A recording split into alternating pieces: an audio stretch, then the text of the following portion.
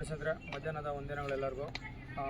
ನಾನು ಸುನೀಲ್ ಮಾತಾಡ್ತೀನಿ, ಕನ್ನಡ ಚಾಲಕರ ಒಕ್ಕೂಟದ ಯಲಹಂಕ ವಿಧಾನಸಭಾ ಕ್ಷೇತ್ರದ ಗೌರವಾಧ್ಯಕ್ಷರು. ಈಗ ಏನು 2 ದಿನ ಹಿಂದೆ ಒಂದು ಆಕ್ಸಿಡೆಂಟ್ ಆಗಿತ್ತು. ನಮ್ಮ ಆನಂದ್ ಅವ್ರದ್ದು ಗಾಡಿ, ಡಿಸೈರ್ ಗಾಡಿ ಪೆಟ್ರೋಲ್ ಬಂಕಲ್ಲಿ ಹೋಗಬೇಕಾದ್ರೆ ಒಂದು ಆಪೋಸಿಟಲ್ಲಿ ಬಂದಂಥ ಒಂದು ದ್ವಿಚಕ್ರ ವಾಹನ ಡಿಕ್ಕಿ ಹೊಡೆದು ಅವ್ರ ಗಾಡಿಗೆ ತೊಂದರೆ ಉಂಟಾಗಿತ್ತು. ಅದು ಗ್ರೂಪಲ್ಲೆಲ್ಲರೂ ಆಗಿದ್ದು, ಮತ್ತು ಎಲ್ಲರೂ ಸ್ಪಂದಿಸಿದ್ರು ಕೂಡ.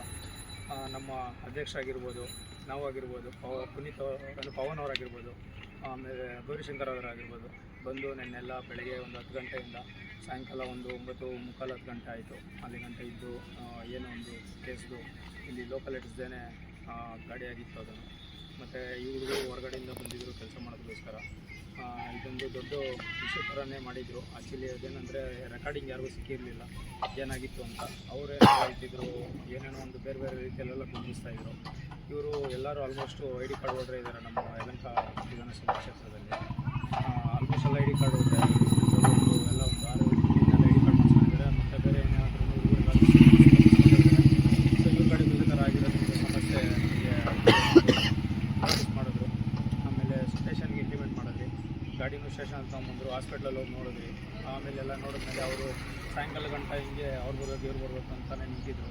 ಫೈನಲಾಗಿ ಬಂದವರೇ ಕೂಡ ಬಿಹೇವ್ ಮಾಡಿದ್ರು. ಇವರೇ ಡ್ರೈವರ್ ಆಗಿದ್ರು, ಆನಂದ್ ಇವರೆಲ್ಲ ಅವರು ಕೂಡ ಬಿಹೇವ್ ಮಾಡಿದ್ರು. ಬಟ್ ಆಗಲಿಲ್ಲ, ಯಾಕಂದರೆ ನಾವು ಇಲ್ಲೆಲ್ಲ ಇರೋದೆಲ್ಲ ಲೋಕಲ್ ಆಗಿದ್ದೀವಿ.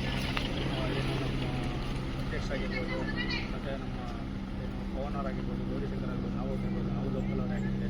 ಅದರಿಂದ ನ್ಯಾಯದ ಕಡೆ ಮಾತಾಡಬೇಕಾಗಿರೋದು ಒಂದು ಧರ್ಮ ಇರುತ್ತೆ. ಅದರಿಂದ ಇಲ್ಲಿ ಲೋಕಲ್ ಐಟವ್ರು ಎಷ್ಟು ಪ್ರೆಷರ್ ಹಾಕಿದ್ರು, ಅವ್ರು ಎಷ್ಟು ಪ್ರೆಷರ್ ತಂದ್ರು ನಾವು ಯಾರು ಕೇರ್ ಮಾಡಲಿಲ್ಲ.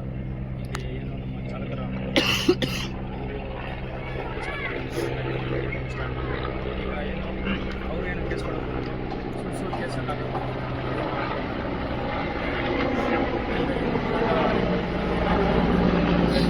ಬೆಳಿಗ್ಗೆ ನಮಗೆ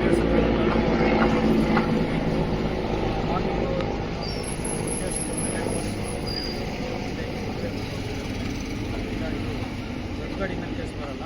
ಯೂಶಲಾಗಿ ಎಲ್ಲ ಆಕ್ಸಿಡೆಂಟಲ್ಲೂ ದೊಡ್ಡ ಗಾಡಿ ಮೇಲೆ ಕೇಸ್ ಬರುತ್ತೆ. ಇದು ಒಂದು ವೇಳೆ ವಿತೌಟ್ ಹೆಲ್ಮೆಟ್ಟು ಬಂದು ಗಾಡಿ ಗುದ್ದಿರೋದ್ರಿಂದ ಇದು ಚಿಕ್ಕ ಗಾಡಿ ಮೇಲೇ ಕೇಸ್ ಬರುತ್ತೆ ಅಂತೇಳಿ ಒಂದು FIR ಮಾಡಿ ಒಂದು FIR ಕಾಪಿ ಕೊಟ್ಟಿದ್ದಾರೆ. ಒಂದು FIR ಕಾಪಿ ಆಗಿದೆ, FIR ಕಾಪಿ ಇದೆ. ಸೊ ಇದನ್ನು ರಿಜಿಸ್ಟರ್ ಮಾಡಿ ಕೊಟ್ಟಿದ್ದಾರೆ. ಓಕೆನಾ. ತದನಂತರ ಏನು ಗಾಡಿ ಡ್ಯಾಮೇಜ್ ಆಗಿತ್ತು, ಅದು ಗಾಡಿ ಅಲ್ಲೇ ಇತ್ತು. ಮತ್ತು ಆಪೋಸಿಷನ್ ಅವರು ಬಂದು ಏನು ಮಾತಾಡೋಕ್ಕೆ ರೆಡಿ ಇರಲಿಲ್ಲ. ಮತ್ತು FIR ತೊಗೊಂಡು ಏನು ನಮ್ಮ ಇನ್ಸ್ಪೆಕ್ಟ್ರು ರಾಜಗುಂಟೆ ಪೊಲೀಸ್ ಅವರು ಮಾತಾಡಿ ಒಂದು ರಿಲೀಸಿಂಗ್ ಲೆಟ್ರಿಗೆ ಇಂಟಿಮೇಷನ್ ಮಾಡಿ ಕೊಟ್ಟಿದ್ದಾರೆ. RTOದಲ್ಲಿ ರಿಲೀಸಿಂಗ್ ಲೆಟರ್ ತೊಗೊಂಬರ್ಬೇಕು. ಸೊ ಈಗ ಗಾಡಿನ ರಿಲೀಸ್ ಮಾಡಿದ್ದಾರೆ. ಆದ್ದರಿಂದ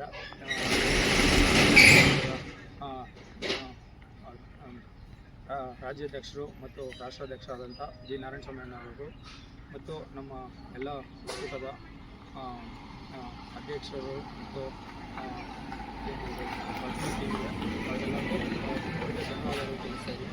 ಮತ್ತು ನನ್ನ ಜೊತೆಯಲ್ಲಿ ಬಂದು ನಿಂತಂಥ ಮಂಜು ಅವ್ರಿಗೂ ಮತ್ತು ಗೌರಿಶಂಕರ್ ಅವ್ರಿಗೂ ಮತ್ತು ಪವನ್ ಅವ್ರಿಗೂ ಒಂದು ತುಂಬ ಹೃದಯ ಧನ್ಯವಾದಗಳು. ಒಂದು ಒಳ್ಳೆಯ ವಿಷಯಕ್ಕಾಗಿ ಮತ್ತು ಒಕ್ಕೂಟದಲ್ಲಿರೋಂಥ ಹುಡುಗರಿಗೋಸ್ಕರ ನಿಂತ್ಕೊಂಡು ಅವ್ರ ಟೈಮು ಎಲ್ಲನೂ ಸ್ಪೆಂಡ್ ಮಾಡಿ ನ್ಯಾಯ ದೊರಕಿಸ್ಕೊಡುವಂಥ ಕೆಲಸ ಆಗಿದೆ.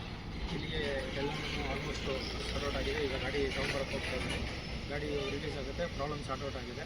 ಈಗ ಎಲ್ಲರೂ ಸ್ಪಂದಿಸಿದಂಥ ಎಲ್ಲರಿಗೂ ತುಂಬ ಧನ್ಯವಾದಗಳು. ಮತ್ತು ನಮ್ಮ ಡಿ ನಾರಾಯಣಸ್ವಾಮಿಯವ್ರಿಗೂ ನಮ್ಮ ತುಂಬ ಧನ್ಯವಾದಗಳು. ಮತ್ತು ಇದೇ ಥರನೇ ಒಕ್ಕೂಟದಲ್ಲಿ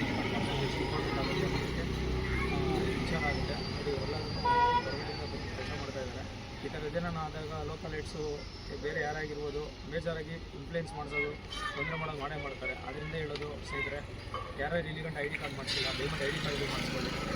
ಇವರೆಲ್ಲ ID ಕಾರ್ಡ್ ಮಾಡಿಸ್ಕೊಂಡ್ರು, ಬಂದ್ರಿ ಮಾತಾಡೋದು ಸಾರ್ಟ್ಔಟ್ ಆಯಿತು. ಲೋಕಲ್ ಅವರು ಒಬ್ಬರಿಲ್ಲ ಅಂದರೆ ಇವರು ಕಥೆ ಏನಾದ್ರು ಊರಿಗೆ ಬಂತು. ಯಾಕಂದರೆ ಹೊರಗಡೆ ಕರ್ಕೊಂಡು ಏನೇನು ಮಾತಾಡಿದ್ದಾರೆ ಅದನ್ನ ಇಲ್ಲೆಲ್ಲ ಹೇಳ್ಬಾರ್ದು. ಯಾಕಂದರೆ ಇದು ಬೇರೆ ಲೆವೆಲ್ಗೆ ಹೋಗಿದೆ ಮಾತುಗಳು. ಈಗ ಅವ್ರಿಗೆ ಕೈಗಂಬಿಲ್ಲ ಸರ್ ರೇಂಜ್ಗೆಲ್ಲ ಹೊರಟೋಗಿತ್ತು. ಬಟ್ ಅಲ್ಲಿ ಗಂಟ ನಾವು ಬಿಡೋಕ್ಕೆ ರೆಡಿ ಇರಲಿಲ್ಲ. ಯಾಕಂದರೆ ಅವ್ರು ಇಲ್ಲಿ ಲೋಕಲ್ ಆದರೆ ನಾವು ಇಲ್ಲಿ ಲೋಕಲ್ ಇದ್ದೀವಿ. ಅದರಿಂದ ನಾವುಗಳು ಏನು ಬಿಡೋಕ್ಕೆ ರೆಡಿ ಇರಲಿಲ್ಲ. So end of the day ಒಳ್ಳೆ ದೊಡ್ಡ ಸಂಘರ್ಷದಿಂದ ಹೊರಗಡೆ ಬಂದು ಸಾರ್ಟ್ಔಟ್ ಆಗೋಂಥ ಕೆಲಸ ಆಗಿದೆ. ಓಕೆನಾ. ಇದು ಇವ್ರಿಗೂ ತೃಪ್ತಿ ತಂದಿದೆ. ಅವರು ಇನ್ನೊಂದು ವೀಡಿಯೋದಲ್ಲಿ ಹೇಳಿದ್ದಾರೆ. ಓಕೆನಾ. ಹಾಗಾಗಿ ಏನು ಒಕ್ಕೂಟದಲ್ಲಿ ಜೊತೆಲಿರಬೇಕು, ID ಕಾರ್ಡ್ ಮಾಡಿಸ್ಬೇಕು ಅಂತ ನಾವೇನು ಹೇಳ್ತಾ ಇರ್ತೀವಿ, ಇದೇ ರೀಸನ್ಗಾಗಿರುತ್ತೆ ನೋಡಿ.